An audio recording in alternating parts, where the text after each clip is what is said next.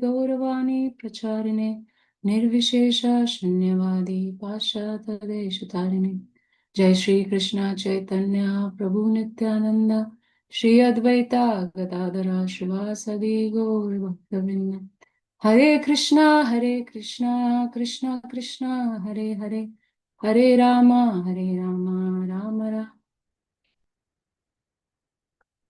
So welcome devotees. We are reading from Canto 10, the Summum Bonum, Chapter 10, the Deliverance of the Yamala-arjuna Trees.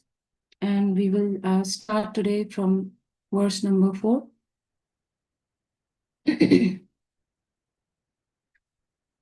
10:10:4. Anta pravishya gangayam amboja vanarajini chikridatu yuvati bhir gajo iva karenubhi. Anta pravishya gangayam amboja vanarajini chikridatu yuvati bhir gajo iva karenubhi. Anta pravishya Gangayam Amboja Vanarajini Chikridatur Yuvatibhi Gajo Viva Karenubhi. Synonyms, translation and purport by His Divine Grace A.C. Bhaktivedanta Swami Srila Prabhupada ki Jai. Synonyms: Antaha, within; Pravishya, entering; Gangayam, the Ganges known as Mandakini; Amboja, of lotus flowers; Vanarajini, where there was a congested forest; Chikridatu, the two of them used to enjoy; Yuvatibhi, in the company of young girls; Gajo, two elephants; Iva, just like; Karenubhi, with female elephants. Translation: within the waters of the Mandakini Ganges, which were crowded with gardens of lotus flowers, the two sons of Kuver would enjoy young girls, just like two male elephants enjoying in the water with female elephants. Purport: people generally go to the Ganges to be purified of the effects of sinful life. But here is an example of how foolish persons enter the Ganges to become involved in sinful life. It is not that everyone becomes purified by entering the Ganges. Everything spiritual and material depends on one's mental condition. Om Ajnanaatimirandasya Jnananjana Shalakaya Chakshurunmilitam Yena Tasmai Shri Guruve Namaha.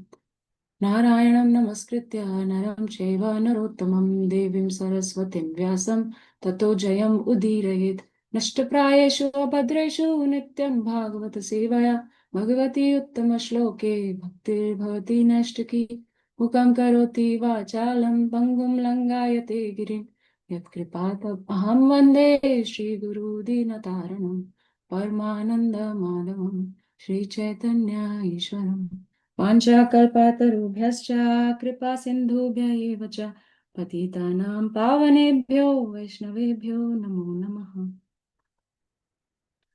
So Hare Krishna, dear devotees. So here, after tying Lord Krishna, Mother Yashoda gets busy with the household chores, and then Krishna is tied, and now he's looking at the courtyard.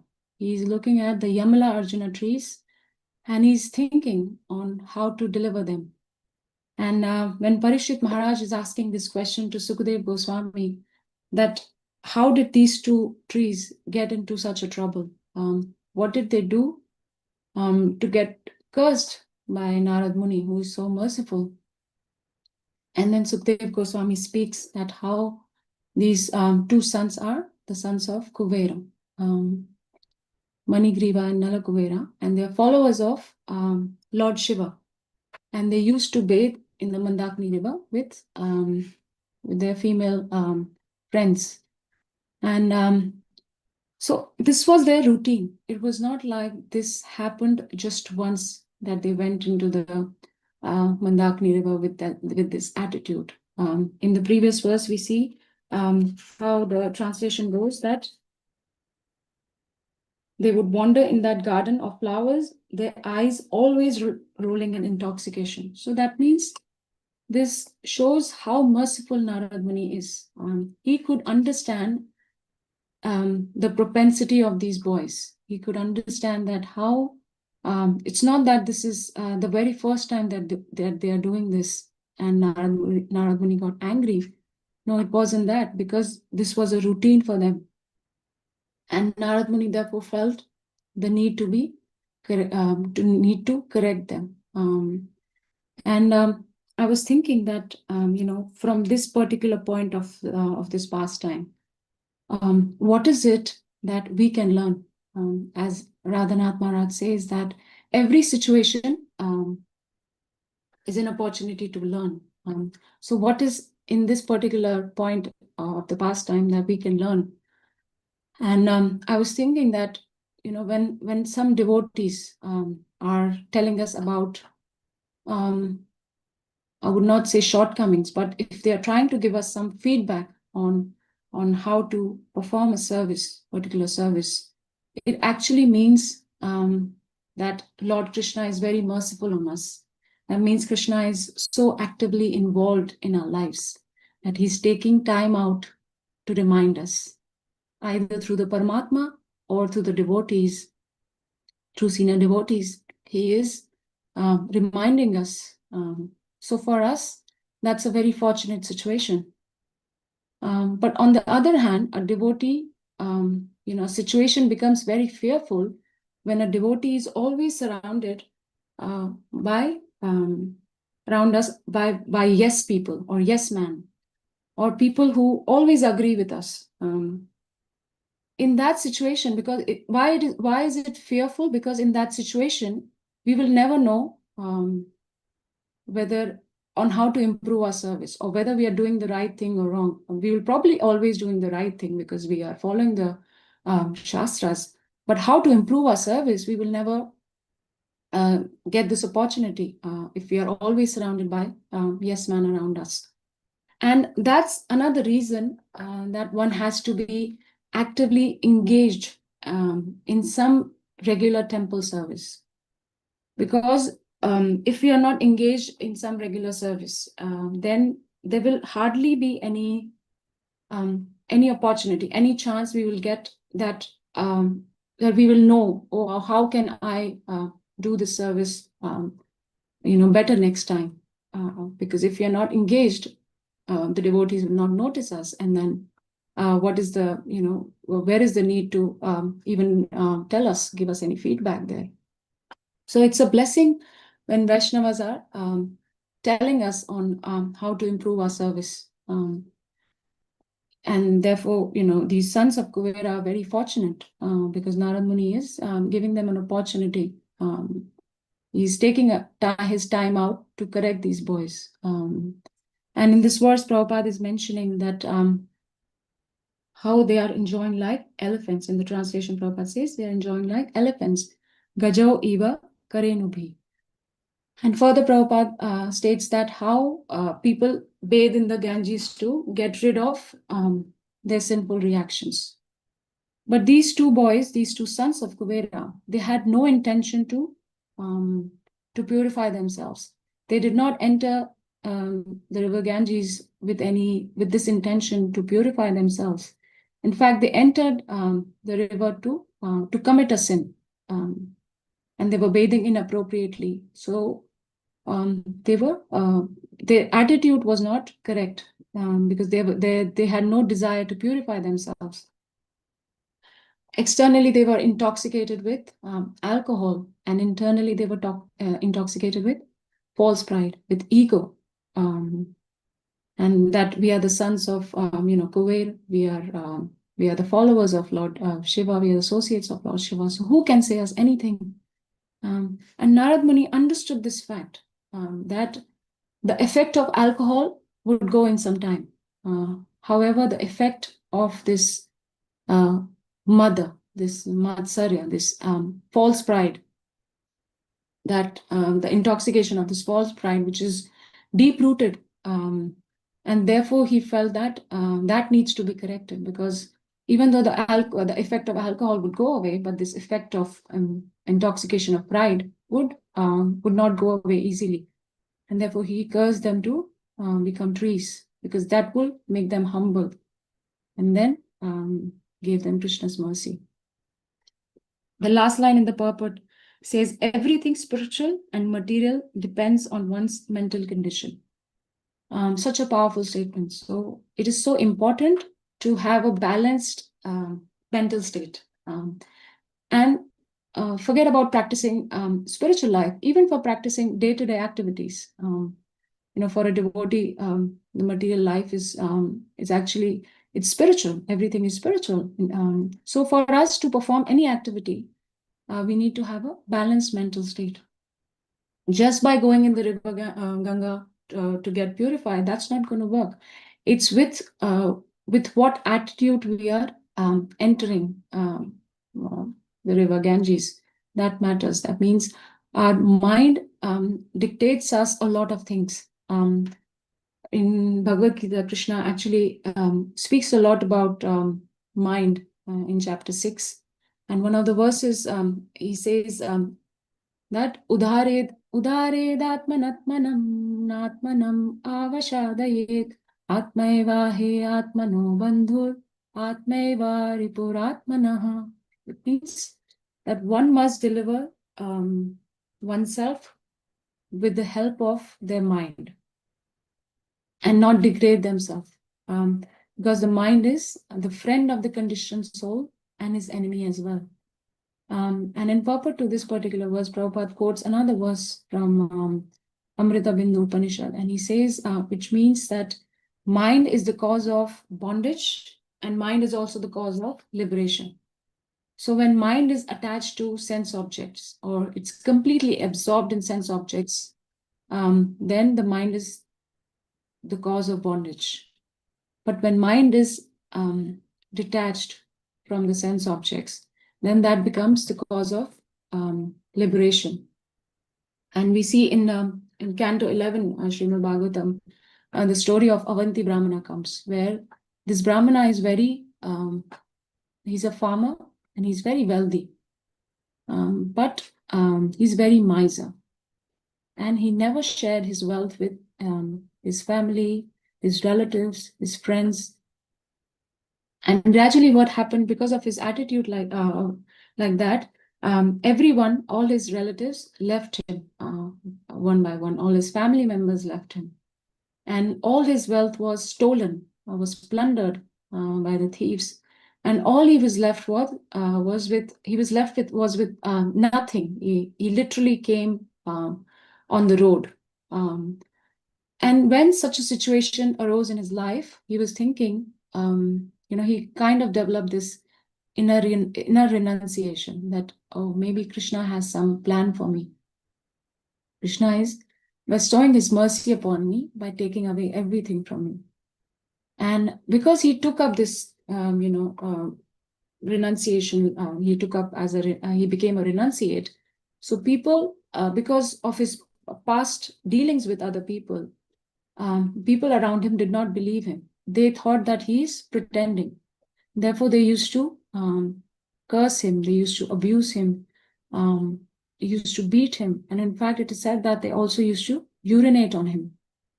But Avanti Brahmana was so strong. He did not react. And he said, one of the favorite verses that, that shows that how mind is responsible for everything. This verse goes like this, Duja Uvacha, Nayam jano me sukha dukkha hetur na devatatma graha karma kalaha mana param karanamamananti samsara chakram parivartayet yat. It means the Brahmana is saying that neither these people, Nayam jano, these people are not the cause of my happiness and distress. Then neither are the demigods, nor my own body, nor my past activities, my karma, nor the planetary systems, or even time. But he says rather, manaha param karanam. That means mind alone is causing happiness and distress. And that is perpetuating this rotation of material life. Therefore, because we are processing the world through our mind, and that's why mind causes happiness and distress. Whatever picture our mind wants to show us, that picture we will see. For example, if there is a businessman, a materialist, and wherever he goes, he will always look for opportunities to grow his wealth. When Prabhupada came to West, all he was looking was, all he saw was that there's so much opportunity to preach. We see this, we've heard this example of, a shoe company which is trying to train their salesmen. And in the training, as part of the training, they send one of the salesmen to a new village.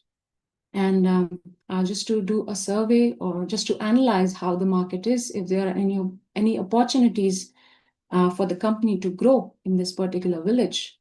So the salesman, one salesman goes and he comes back and he says, well, there is no opportunity whatsoever because people are barefoot here. They don't have this habit of wearing shoes. So there's no market for us. When another salesperson goes to the same village, his opinion is completely opposite. He's saying, because people are barefoot here, there's so much growth prospect for us. We can grow because there's no shoe company here, there's no shoe factory here, there's no shoe shops here, and there's no company yet. So we have a lot of scope to grow. So it's the same situation, but both the outlooks are opposite. In Srīmad Bhāgavatam itself, we see so many examples. Example of Kamsa. When Kamsa got to know that the 8th child of Devaki is going to kill him, so there are still 8 years left until the 8th child of Devaki arrives. But how did Kamsa spend the 8 years? He was, all through the 8 years, he was living in fear. He was living in fear of Krishna, that Krishna is going to kill me. He was tormented by his own mind. And on the contrary, we see Parikshit Maharaj, who was cursed and he knew that he's going to die in 7 days. And what did he do? He left everything and he spent all his time in hearing Krishna Katha. And that's the difference in the mental attitude. So whether we'll be able to take advantage of external situation or we will let it go in vain depends on all on our mind. We see this example of Kaliya. It is said that when Krishna entered the river Yamuna, and when Kaliya saw Krishna for the first time, he was so attracted to Krishna's beauty. Oh, such a wonderful boy. But because of his envious nature, he wasn't able to sustain this thought for a long time. And only after Krishna danced on his hoods, he punished him, only then Kaliya surrendered. In Canto 7, chapter 6, verse number 5, Prabhupada makes a beautiful statement in the purport. I'll read that statement. He says, we should therefore live in such a way that we keep ourselves always healthy and strong in mind and intelligence, so that we can distinguish the goal of life from a life full of problems. A thoughtful man must act in this way, learning to distinguish right from wrong, and thus attain the goal of life. Such a powerful statement. Prabhupada is saying we should live in such a way that we always keep our mind and intelligence healthy and strong, so that we can distinguish the goal of life from a life full of problems. Krishna says in Bhagavad Gita, Dukhalaya ashashvatam, that this world is full of miseries and it's temporary. That means in this material world, which is full of problems, we often forget the goal of our life. And what to speak of people who have not realized that they are devotees of Krishna, or who have not realized that Krishna consciousness is the goal of life. Even for devotees, even for practicing sadhaka like us, we tend to forget the goal of life during the day so many times. Our consciousness in the morning is so different from our consciousness in the evening. And therefore, Prabhupada is saying that we have to keep our mind and intelligence strong so that we can always realize that the goal of life. Prabhupada did not come to West or so that we all can have a comfortable material life in Australia. No, he came to shake us. He came to remind us, what are we even doing here? Keshav Maharaj says that we take this illusion too seriously. Here today, gone tomorrow. When Yamuna Mataji asked Srila Prabhupada, what is his favorite bhajan? Srila Prabhupada said, he quoted this bhajan of Narottam Das Thakur. Hari Hari Bifale Janama Gavaino Manushya Janama Paya Radha Krishna na bhajiya Janiya Suniya Bishakainu. And it means that I have, after obtained this human birth, what have I done? I have spent my life uselessly. Janama Gavainu. Why? Because I have not worshipped Radha and Krishna. And I have knowingly eaten, drunk poison. So therefore, when we are approaching this path of bhakti, we cannot take this lightly. We have to approach this path of bhakti with care and attention. Because we are constantly being tested. And real test of our consciousness comes at the time of death. Because, at the time of death, when our body is falling apart, that's where it is, this how much bhakti have we done, how much sadhana have we performed, all is tested at that time of death. In Bengali, there's a bhajan, bhajan kar, sadhana kar, marne jane he, jane le hoye. That means consciousness at the time of death determines how much bhajan, how much sadhana, how much bhakti have I performed. Prabhupada often used to quote this prayer of Kulashekar from Mukundamala Stotra, which goes like Krishna Tvadiya Pada Pankaja Panjarantam Adhyeva Me Vishatu Manasa Raja Hamsa Prana Prayana Samaye Kapavata Pitte Kantha Varodhana Vidho Smaranam Kutaste. So it means that, oh my mind, oh Krishna, please allow my mind to be immediately yield to your lotus flower like feet. Just as a flamingo enters into the lotus flower stems. So when at the moment of my last breath, when my throat is constricted with the bodily air, with constricted bodily air, with bile, with phlegm, how will I be able to remember you? Therefore, mental condition is so significant, to say. Therefore, he's saying that I don't know if I'll be able to remember you at the time of death. So when I'm able to remember you, take my, I wish that I die like that when I'm able to remember you, when my senses, in my own senses. And what to speak of at the time of death, mental condition at the time of death. Even at the time of birth, the mental condition is so important. Prabhupada in so many purports, he has highlighted this significance of importance of Garbhadana Samskar. And when I was saying that how, our consciousness, even as practicing sadhaka, is wavering throughout the day. Therefore, it is so significant to have a right mental attitude.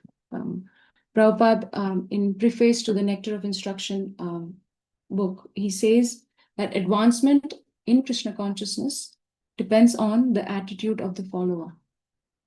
Kaishishika Prabhu, in his book, he writes Attitude determines altitude. That means how much one will progress on the path of bhakti all depends on their attitude. We see the same deities. We see it's actually the same holy name. We see how they are the same deities, same Prabhupada, but how every devotee progresses on the path of bhakti is very different.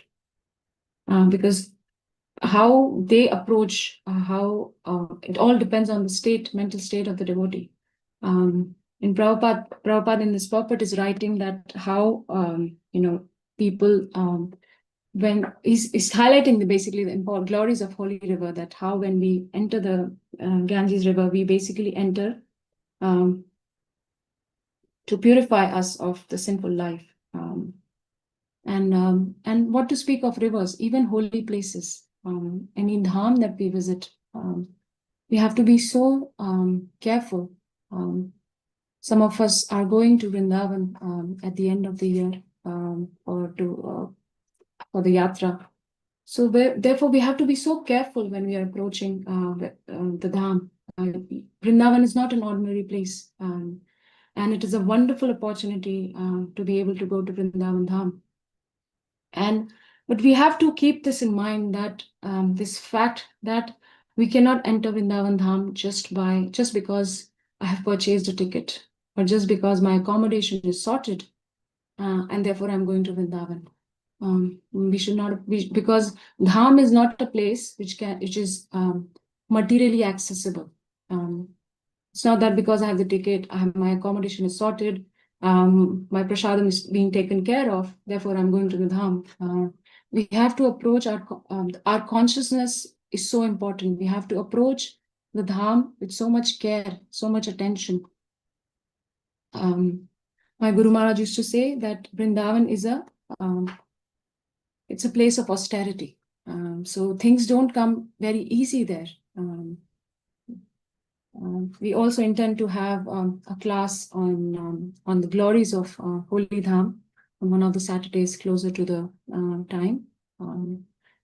So in essence, this verse is highlighting the significance of devotees' mental attitude. Krishna says in Bhagavad Gita, Jitatmana prasannatma Jitatmana prasantasya Paramatma samahitam Sitoshna sukha dukkeshu Tatha mana apamanayo. That for one who has conquered the mind, the super soul, Paramatma samahita, the super soul is already reached, for he has attained tranquility. And to such a man, happiness, distress, heat and cold, honor, dishonor, man, apaman, they are all the same. And we see, in Prabhupada in chapter 6 of Bhagavad Gita, he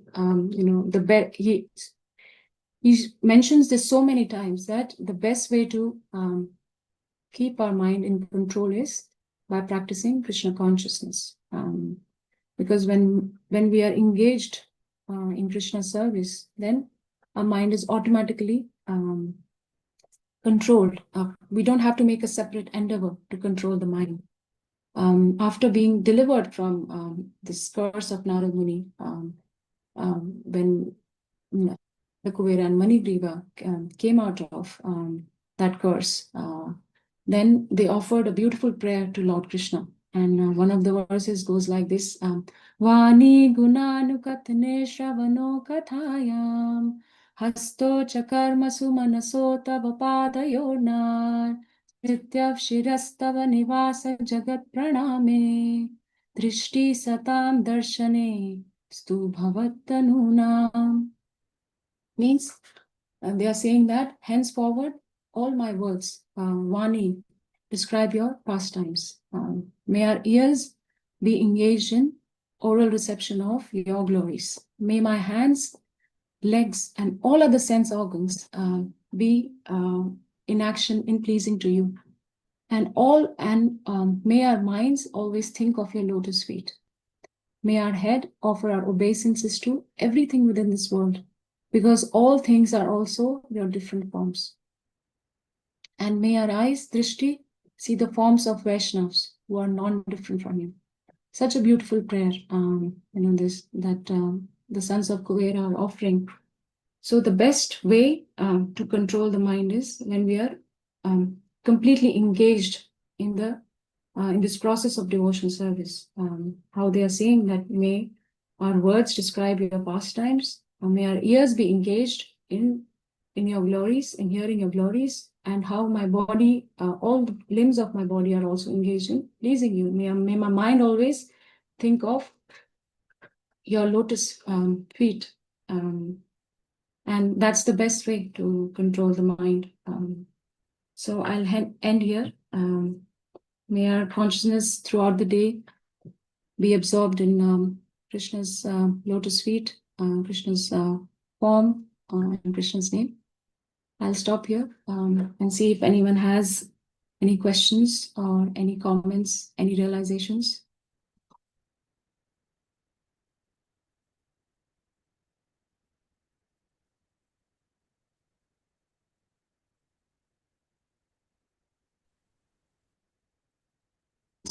Stop here. Grantraj srimadbhagavatam ki jai. Jagat Guru Srila Prabhupada ki jai.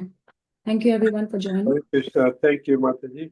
Hare Krishna, Hare Krishna, Krishna Krishna, Hare Hare, Hare Ram, Hare Ram. Thank you, Mataji. Hare Krishna. Hare Krishna, Mataji. Thank you. Thank you. Hare Krishna, Mataji. Thank you. Hare It's a Krishna. beautiful class. Hare Krishna. Thank you for a lovely class, Mataji. Hare Krishna, Mataji. Thank you, Mataji.